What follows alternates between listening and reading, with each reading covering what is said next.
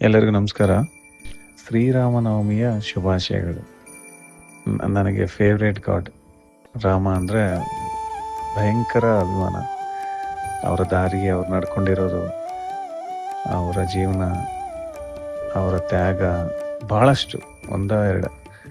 ಅವರವರು ತಂದೆ ಕೊಟ್ಟಿರೋ ಗೌರವ, ಅವರ ಹೆಂಡತಿನ ನೋಡ್ಕೊಂಡಿರೋ ಪದ್ಧತಿ, ಧರ್ಮಕ್ಕೋಸ್ಕರ ನಿಂತಿರೋದು ಬಹಳಷ್ಟು ಇದೆ. ಇವತ್ತು ಶ್ರೀರಾಮನವಮಿಯ ದಿನದಂದು ಒಂದು ಸ್ಮಾಲ್ ಸ್ಟೋರಿ ನಿಮ್ಮ ಹತ್ರ ಶೇರ್ ಮಾಡ್ಕೊಳ್ಳೋಣ ಅಂತ. ಅದೇನೆಂದರೆ, ರಾವಣ ಆಲ್ಮೋಸ್ಟ್ ಎಂಡಿಗೆ ಬಂದಿದೆ. ರಾವಣ ಎಲ್ಲ ಸತ್ತೋಗ್ತಾನೆ. ಸೊ ಆದಮೇಲೆ ರಿಟರ್ನ್ ಎಲ್ಲ ಬಂದಮೇಲೆ ಮಂಡೋದರಿ, ರಾವಣನ ಹೆಂಡತಿ ಮಂಡೋದರಿಗೆ ರಾಮನ ಬಗ್ಗೆ ಬಹಳವಾದ ಗೌರವ ಇರುತ್ತೆ.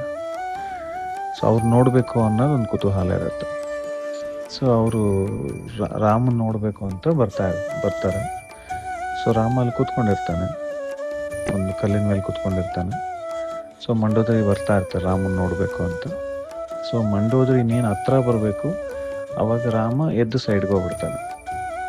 ಏನಕ್ಕೆ ಅಂತಂದರೆ, ಇದೇ ಭಾಳ ಇಂಪಾರ್ಟೆಂಟ್ ಇಲ್ಲಿ. ಏನಕ್ಕೆ ಅಂದರೆ, ಆ ಮಂಡೋದರಿಯ ನೆರಳು ರಾಮನ ಮೇಲೆ ಬೀಳ್ತಾ ಇತ್ತು. ಸೊ ಅದಕ್ಕೆ ರಾಮ ಆ ಕಡೆ ಸೈಡ್ಗೆ ಹೋಗ್ತಾನೆ. ಅಂದರೆ ಇನ್ನೊಂದು ಹೆಣ್ಣಿನ ನೆರಳು ಸಹ ತನ್ನ ಮೇಲೆ ಬೀಳ್ದಂಗೆ ಅಷ್ಟು ಪವಿತ್ರವಾಗಿರ್ತಾನೆ ರಾಮ. ಸೊ ಸೀತೆಯ ಹೆಂಡತಿ, ಸೊ ಅಷ್ಟು ನೀಟಾಗಿರ್ತಾನೆ. ಸೊ ಎಷ್ಟು ಪವರ್ಫುಲ್ ಮೆಸೇಜ್ ಇದೆ ಅನಿಸ್ತು ನನಗೆ ಇದರಲ್ಲಿ. ಅದಕ್ಕೆ ನನಗೆ ಇದನ್ನೆಲ್ಲ ತಿಳ್ಕೊಂಡ್ಮೇಲೆ ನನಗೆ ಹೆಣ್ಮಕ್ಳ ಮೇಲೆ ಅಪಾರವಾದ ಗೌರವ.